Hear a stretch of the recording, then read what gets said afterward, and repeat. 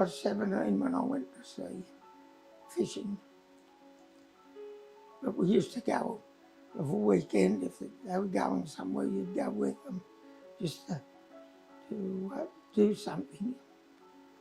Well, the last 12 years I was out over the shelf for prawning. But then when I was trawling before that. But then when the prawns started up over the shelf, I was out there for the last 12 years. We used to catch yellowfin tuna. While we was prawning, we'd catch them. But that's what was interesting, was the prawns. They were packed in about 12 kilo boxes and frozen. They didn't take long to be, from when they come out of the water to when you was packing them. There's a lot of fishermen there, but it's a huge place. Everything's caught lobstering and was prawning for a fortnight in the summertime. You're prawning up the Mire Lakes. And there's probably about 50 or 60 people there at least prawning. And then when the moon went back, we went and pulled our lobster traps. So we had sort of, the 1 minute you're prawning, the next thing you're back lobstering again. A lot of people used to fish off the wharves and that, especially for blackfish. But, and of course, Stockton Beach was a really long beach.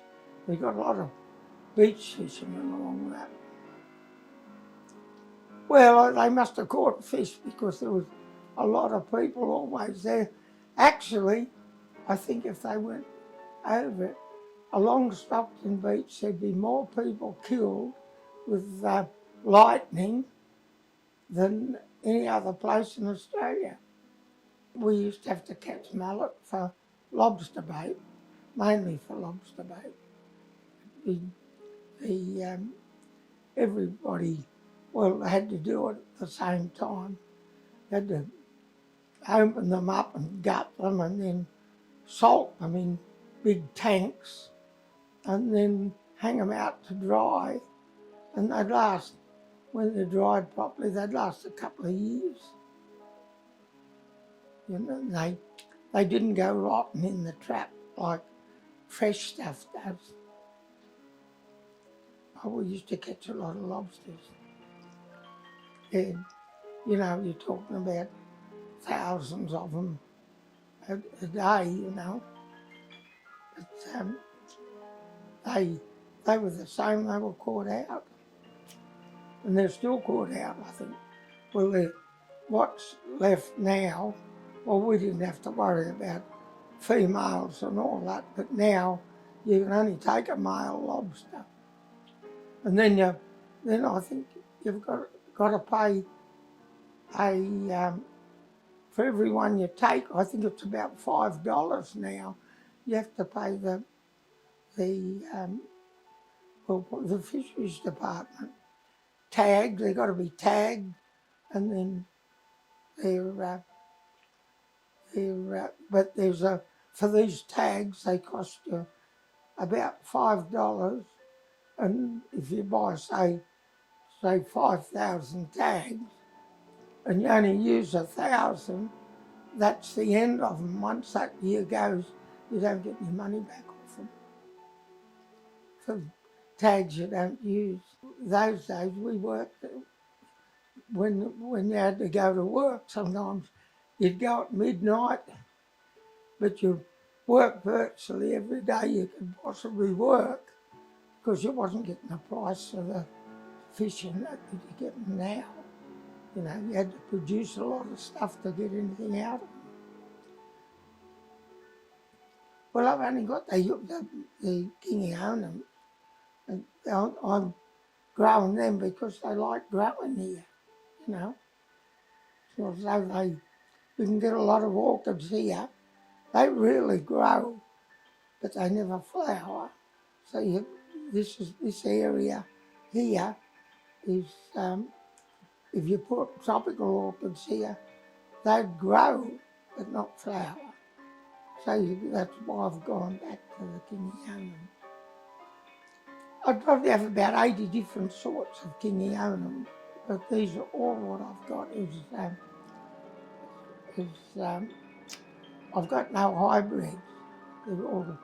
These are naturally found in the bush over the last 100 years, more than 100 years. Some of them go back. But they like living here, this area. These orchids will grow from the coast up onto the top of the mountain. And the ones on the coast, I can't grow them here. The ones up on the mountain, they thrive here. It's just altitude. And I think that's a lot with all the orchids. I've bought them back from this altitude, back from up at Mackay, and they don't even know they're shifted. But if you bought them from the lower parts of Mackay down low, there's no chance they would grow here. They wouldn't even, I couldn't even make them grow. Usually they grow but don't flower, but here, the ones like you're getting from north at Mackay and that, they won't grow at all. If you've got an orchid and it's flowering good and it's facing, say, north, that's it. If you take it down, hang it up so it's doing exactly the same thing. Otherwise, that'll go backwards. Well, it could go backwards. The watch is still in there. It's only a brand new Rolex watch. And the band hooked on the net as it was going, broke the band, and the watch went over the side with the net, and we towed it for 2 hours, come back in, and the watch is still hanging on the net. It'd been down about 240 fathoms for 2 hours. Broke the band where it was round my wrist, hooked on the band, the net. All that timber, I cut it myself at Burke and brought it down here. But the table in there, that is Coolabah. It's very unusual, that piece of timber. When I cut it, it took me 3 years to find that piece of timber. Well, of course, that's got to be your favourite because there's only one of them. Nobody can make one of them. It's got to be your favourite. But it's just that all I had, I took them back and given to people that I knew at Burke where I cut the timber. I used to cut the timber and make things out of it and take them back. Oh God, I walked hundreds of kilometres to get someplace. Times you might go all day, you wouldn't get a piece of timber that you'd use. When I first started, I used to cut a lot, but then I found what I was bringing home wasn't worth bringing home. So then I got back to about, if I got one piece a day, I'd be satisfied, you know. Yeah, the bowls, yeah, they're River Red Gum, but I only ever found 3 of those, and one went back to Burke, and the other 2 are in there. That particular timber on the tree, it's not a burl, it's just solid timber. Now I walked hundreds of kilometres looking for timber there, but as I said at the end, if you've got one piece a day that you might be able to use, you used it. Like, that's all he was interested. And I had to hollow them out There's no machine you can buy to hollow them out. It's all got to be done by hand, a whole lot of them. The big one, the biggest one there, would have took me 6 months to do that.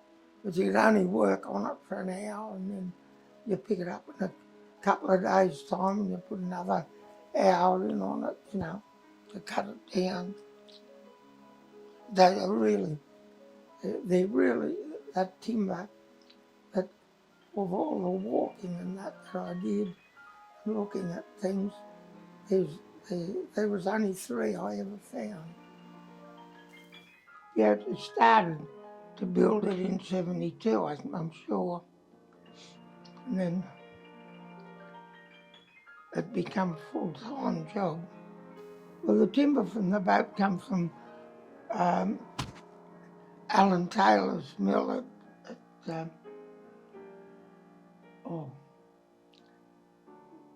at Nabiac. But I had trouble getting the timber because none of the mills would cut the length. They had to pay higher insurance once they got to the length of the timber that I needed. But it was set up and I was still working then and did in my spare time. And then the last 12 months that I worked on it all the time.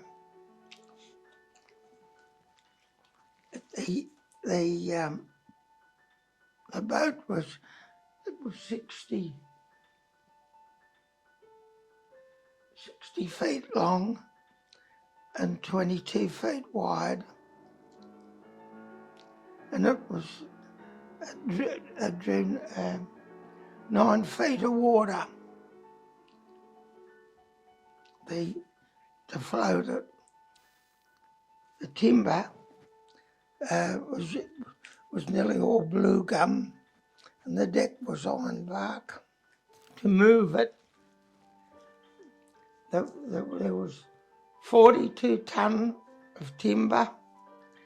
There was 1.5 tonne of copper bolts, and there was 200 kilos of nails. They were 1/4-inch square nails, copper nails, and there was 3/4 of a ton, about 100 kilos of rows that went onto the head of the nail where you burnt it over. They were all copper. When I was working at it full time, it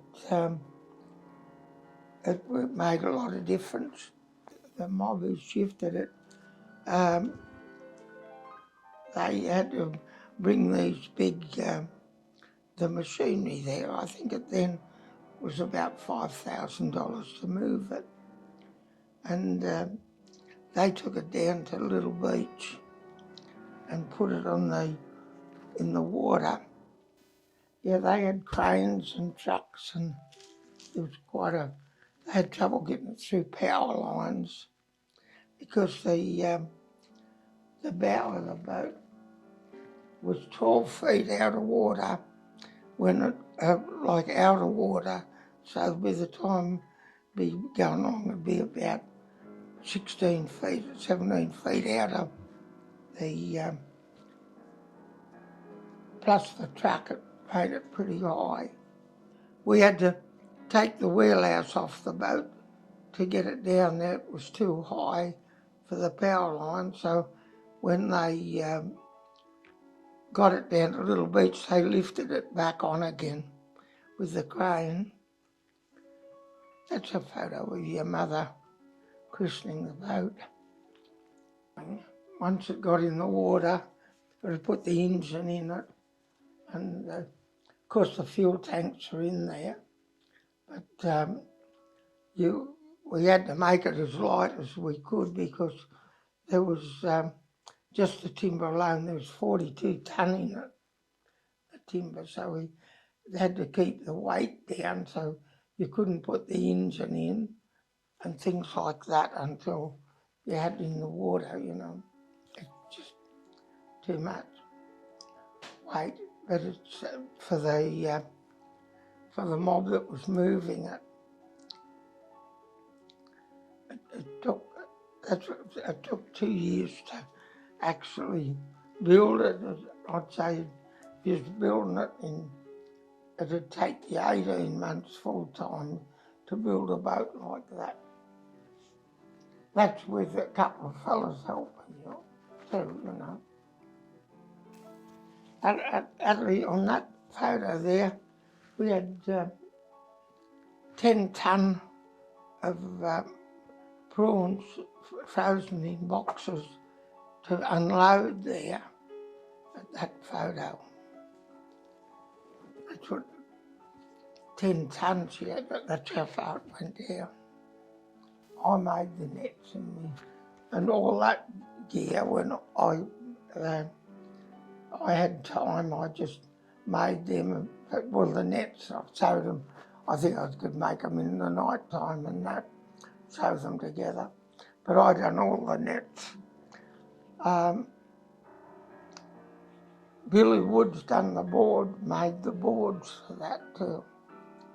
The otter boards. But, then, that's what I said, it was made for trawling for fish, but ended up I was trawling for prawns over the shelf. We worked in about 240 fathoms of water, which took 1.5 kilometres of wire cable each side to go to the bottom. And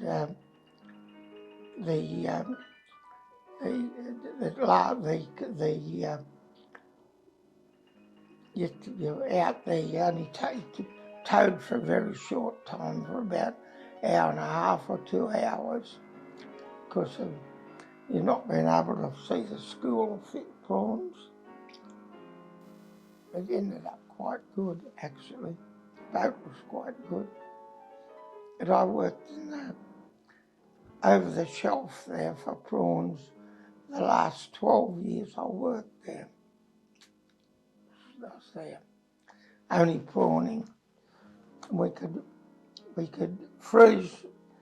The freezer on board went down to 55 degrees below, and we could do about 15 to 20 tonne get in boxes. We had to box them and freeze them. Well, it was a big day. I had to be the fellow who had done the course there. I was the only one there. But he had to come from Sydney by train, and he had to catch the train back again. And it took all day. Yeah, one day, and we didn't even have to knock off for a cup of coffee or a sandwich or anything to go through it. Yeah, well, when I give up, stopped fishing, I was in the Coastal Patrol. I joined that for 7 years, and they had a boat, the Giralong, which was a ex-pilot boat. It had been bad, like run down, and we rebuilt it, and we put an new engine in it. That's Caterpillar engine. Caterpillar donated the engine, and it was 500 horsepower at 1100 revs. It was quite a big. It weighed 5.5 tonne. But it was a 75 feet long, and we got the boat. It took a long time to get it back to to what we wanted. And then in 1992, I think it was, Prince Charles come here, take it down to Sydney, and I took him from, we had a crew of about 7, and we took him from Admiralty House over to, I don't know what you call the place. So on the opposite side, he was on the boat for about half an hour. The federal police were on board, and before he could come on, Prince Charles could come on the boat, they bought their dog, and it went all over the boat looking for explosives and that. And then we had to end up taking all the bulkhead doors off so the dog could get in there. But it was on the boat for about an hour and a half, about half an hour to get across. That was the last time I think he was in Sydney. I think I've got an idea the boat went to Tasmania, ended up the Coastal Patrol. They changed their boats around and it went to Tasmania, I think. But the engine, whether the Caterpillar give us the engine, I think it was, it would have been, in those times, it would have been worth $150,000 easily. That's in 72. Well, Bob found the koala when it was a little baby and brought it home. They called him Tackham. We had to get gum leaves every afternoon for him. But he ate he loved fruit. He ate all sorts of fruit and toast. In the morning he'd eat toast. But he grew that big at the end of about 7 years that you'd hardly carry him. He's probably half as big again as any other koala bear you'd ever see. Bob took him up the lakes and he thought, well, he couldn't look after him. So he took him out in the bush and where he got him and let him go, the dog would go and get it and bring him back. And we had it for a long time, but he was a huge koala bear. Really tame, never done anything, but he ate anything. Now, if you're eating something, he'd want to eat it too. The place was sort of crowded out then. There was a lot of people went up there. You know, not like now. But everybody had tents and that, but they went up there nearly for the school holidays. It's just, it's surprising how many people got there actually. And at the end, there was that many people went. I think the National Park closed it all down, had to close it down. Every night a turkey walks up here about just at the end of when they're going to bed. And that's just to check.